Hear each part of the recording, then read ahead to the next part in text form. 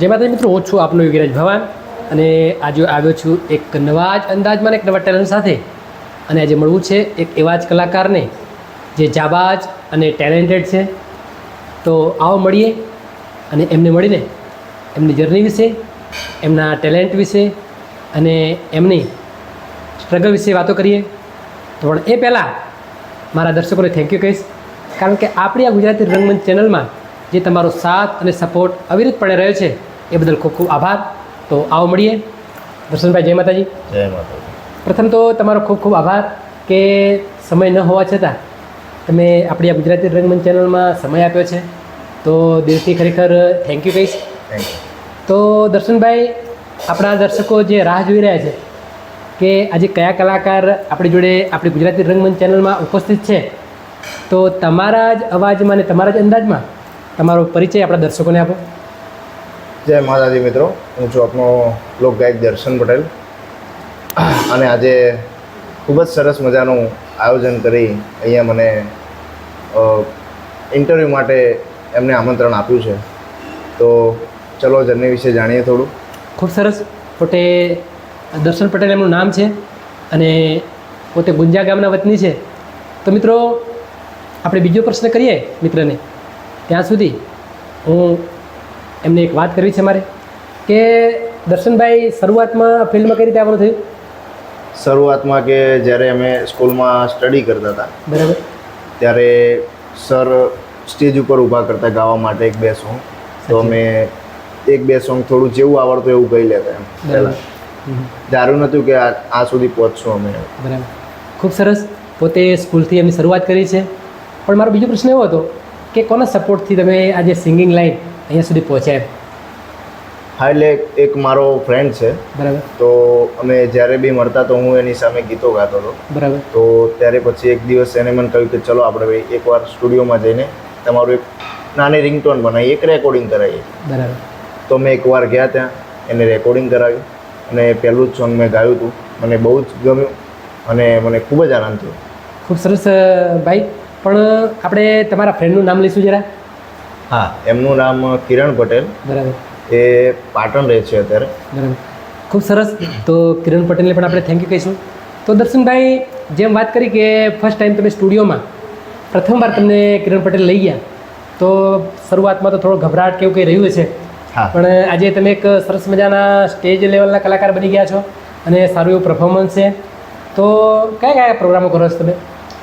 આપણે લગ્ન ગીત, raas garba, live DJ, album song બધા જ સોંગ કરીએ છીએ આપણે. ખૂબ સરસ. તો દરેક જાતના પ્રોગ્રામો કરે છે દર્શન પટેલ. તો મિત્રો, મારું કહેવાનું એટલું છે કે તમારા કોઈ ફંક્શન હોય, તમારા કોઈ પ્રોગ્રામ હોય તો 100% દર્શન પટેલને યાદ કરજો, કારણ કે સરસ મજાના કલાકાર છે, જાણવા અને માણવા જેવા કલાકાર છે. સરસ મજાનો એમનો મોરના ટવકા જેવો અવાજ છે. જેમ વાત કરી કે મોરના ટવકા જેવો તમારો અવાજ, તો દર્શનભાઈ જેમ તમે કહ્યું કે ઘણા બધા આલ્બમ સોંગ તમે રેકોર્ડ કરી ચૂક્યા છો, તો એમાં સરસ મજાનું કોઈ ચાલ્યું હોય અથવા સરસ મજાનું તમને જે સોંગે સફળતા આપી હોય એવો કોઈ સોંગ ખરું? હા. કયું? પહેલી જ વાર હું જ્યારે સ્ટુડિયોમાં ગયો હતો ત્યારે મેં જે સોંગ ગાયું હતું મને ગમતું હતું. બરાબર. એ સોંગ બહુ જ સરસ મજાનું હતું. અત્યારે તો જોકે બીજા થ્રુ એ લાખો મિલિયનોમાં પહોંચી ગયું હતું. બરાબર. બટ જે મેં પહેલી સોંગની શરૂઆત કરી એ બહુ ખૂબ જ મને આનંદ હતો એ સોંગનો. જ્યારે મેં રેકોર્ડિંગ કર્યું ત્યારે મેં ખરેખર દિલથી ગાયું તે સોંગ. ખૂબ સરસ વાત કરી દર્શનભાઈ. પણ મારા દર્શકો જેની રાહ જોઈ રહ્યા છે કે તમે કેવું ગાઓ છો, જેમ વાત કરી કે મોરના ટોકા જેવો તમારો અવાજ છે, તો આપણા દર્શકોને સરસ મજાની એ જે તમારા સોંગની 2 લાઈનો સંભળાવો તમારા અવાજમાં. હા, કે મરું કે જીવું રે તને શું ફરક, વાહ વાહ. મારા રે પ્યારની તને શું કદર, તને ક્યાં પડી મારા પ્યારની ઓહો, તને તો પડી રૂપિયાની હો, તડે તો પડી રૂપિયાની. વાહ વાહ વાહ દર્શનભાઈ, ખરેખર જે મેં કહ્યું કે મોરના ટોકા જેવો તમારો અવાજ છે અને સરસ મજાની મધુર અવાજથી તમે જે મારા દર્શકોને સોંગ સંભળાવ્યું. તો દર્શનભાઈ, મારે એ જાણવું છે કે તમારી ફેમિલીમાં કોણ કોણ છે? મારા ફેમિલીમાં એક સિસ્ટર છે, મારા ફાધર છે, મધર છે, હું છું, 4 જણા. ખૂબ સરસ દર્શનભાઈ, સરસ મજાનું તમારું ફેમિલી છે. પણ જેમ વાત કરી કે તમારા જે મિત્ર છે એમનો સપોર્ટ તમને રહ્યો છે, પણ ફેમિલીનો સપોર્ટ કેવો છે?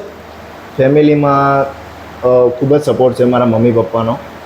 Thank you. કે હું જ્યારે પ્રોગ્રામમાં જતો હોય જ્યાં સુધી ઘેર ના આવું પાછો ત્યાં સુધી તે સૂતાય પણ નહીં. સાચી વાત છે, ખૂબ સરસ વાત કરી દર્શનભાઈ. એમની ચિંતા રહે કારણ કે આપણે. માતા પિતાને હંમેશા બાળકોની ચિંતા રહેતી હોય છે. હા, હા. કારણ કે બાળક ગમે એટલું મોટું થાય પણ માતા પિતા માટે હંમેશા બાળક જ રહે છે અને એમનો જીવ હંમેશા તમારા ઉપર રહેતો હોય છે. તો સરસ મજાના તમારા માતા પિતાને પણ થેન્ક યુ કહીશું. તો દર્શનભાઈ કેટલા વર્ષથી તમે આ ફિલ્ડમાં છો? લગભગ 5 વર્ષ જેવું થઈ ગયું છે. ખૂબ સરસ. 5 વર્ષથી તમે આ લાઈનમાં સંઘર્ષ કરતા રહ્યા છો અને હજુ પણ તમે ઘણું બધું આગળ વધવાના છો અને સરસ મજાના એક સ્ટેજ લેવલે તમે પહોંચો એવી અમારી દિલથી પ્રાર્થના છે. તો દર્શનભાઈ, તમને વધારે કોઈ કલાકાર ગમતા હોય કે જે તમને ખૂબ જ અતિ પ્રિય હોય અને એમના સોંગ પણ ખૂબ સરસ તમને ગમતા હોય એવા કોઈ કલાકારનું નામ જણાવશો જરા? મને રાકેશ બારોટ બહુ ગમે છે. ખૂબ સરસ. કારણ કે રાકેશ બારોટ એટલે આજે અત્યારના સમયના ટેલેન્ટેડ કલાકાર છે અને ઘણું બધું નામ મેળવી ચૂક્યા છે અને તમારે પણ એ લેવલ એક દિવસ પહોંચવું છે. તો એના માટે ઘણી બધી સ્ટ્રગલ કરવી પડે છે અને ઘણું બધું જાણવું પડશે. તો એમનું કોઈ તમને કોઈ સોંગ ગમતું હોય સારું એવું કોઈ સોંગ ખરું? કયું? કે બોધી મુઠ્ઠી હતી લાખની મારી, બોધી મુઠ્ઠી હતી લાખની, વાહ વાહ. ખોલી મુઠ્ઠીને ખબર પડી, થઈ ગઈ એ તો ખાખની. હે પછી મેં મોન ગતિ જોતો હું, ભાઈબંધ હારે ઓટો, ઘરમો દિવાલ ઉપર જોયો એના જેવો ફોટો. વાહ વાહ. કાળજા કકડી ઉઠ્યા જોઈ દિવાલ માથે ફોટો, હું જોતો તો ફોટો એ ભરી નાય લોટો. ખૂબ સરસ દર્શનભાઈ. ખરેખર આજે રાકેશ બારોટને ફરી યાદ કર્યા તમે અને એવું લાગ્યું કે રાકેશ બારોટ પોતે ગાતા હોય. પણ દર્શનભાઈ, મારું એવું કહેવું છે કે અમે ઘણા સમયથી આપણે ફોન ઉપર એકબીજા જોડે વાતો ચાલતી હતી કે તમારું ઇન્ટરવ્યૂ કરવું છે મારે, પણ સમયના અભાવે સેટિંગ થતું નહોતું. પણ આજે એ સમય આપણા નજીક આવી ગયો છે અને તમે મારા જોડે બેઠા છો. ખરેખર મને ખૂબ આનંદ થયો છે.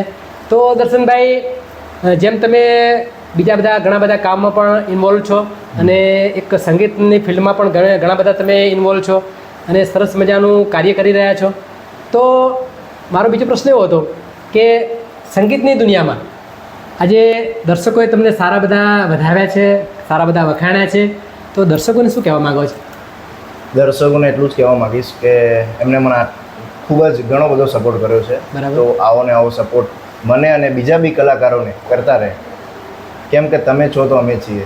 બહુ સાચી વાત કરી દર્શકો. કારણ કે દર્શન પટેલ એક નિખાલસ ભાવ, કોમળ સ્વભાવ. હું તો એમને ફર્સ્ટ ટાઈમ મળ્યો છું, પણ આજે મને એવું લાગ્યું કે અમે એકબીજાને વર્ષોથી જાણતા હોય. કારણ કે એમનું એક નેચર જેવું ફર્સ્ટ ક્લાસ છે. તો એ પોતે એવું કહે છે કે આજે તમે છો તો એ છે અને 100% એમને એકવાર તમારા પ્રોગ્રામમાં ઇન્વોલ્વ કરજો. એમની એક મુલાકાત જિંદગીભરની યાદ થઈ જશે મિત્રો. કારણ કે ખૂબ જાણવા અને માણવા જેવા કલાકાર છે. તો દર્શનભાઈ, ખરેખર આપણી આ ગુજરાતી રંગમંચ ચેનલમાં તમે ઉપસ્થિત થયા તો ફરી એકવાર તમને થેન્ક યુ કહીશ. કારણ કે થેન્ક યુના હકદાર તમે છો. પણ મારો બીજો પ્રશ્ન એવો હતો કે આપણે જે આ ગુજરાતી રંગમંચ ચેનલમાં જે તમે ઇન્ટરવ્યૂ આપો છો તો કેવું લાગ્યું તમને? બહુ જ સરસ. ખૂબ જ મને મનોરંજન માટે ખૂબ જ મોજ થઈ ગઈ. બરાબર. મને અમારા ભવાનસિંહને મળીને બી ખૂબ થેન્ક જ યુ, ખૂબ ખૂબ આભાર. તો મિત્રો, દર્શન પટેલ એક સરસ મજાના ગાયક છે અને સરસ ફરીથી કહીશ કે મોરના ટોકા જેવો અવાજ છે અને સ્ટેજ પ્રોગ્રામ, લાઈવ ડીજે, રાસ ગરબા, લોકગીત, લગ્નગીત દરેક જાતના પ્રોગ્રામો કરે છે. તો 100% એમને આપણે સપોર્ટ કરીશું. તો દર્શનભાઈ, એક યુટ્યુબના માધ્યમથી મારો એક જ ધ્યેય છે કે તમારા જેવા જે કલાકારો પડ્યા છે ખૂણામાં અને સારું એવું એમનામાં ફિલ્ડ છે, સારું એવું કોન્ફિડન્સ છે, એવા કલાકારોને હું ખોળીને ગામડેથી ખોળીશ અને યુટ્યુબના માધ્યમથી લોકો સુધી હું પહોંચાડીશ. તો મિત્રો, દર્શન પટેલ આપણા જોડે ખરેખર આજે સમય આપ્યો છે.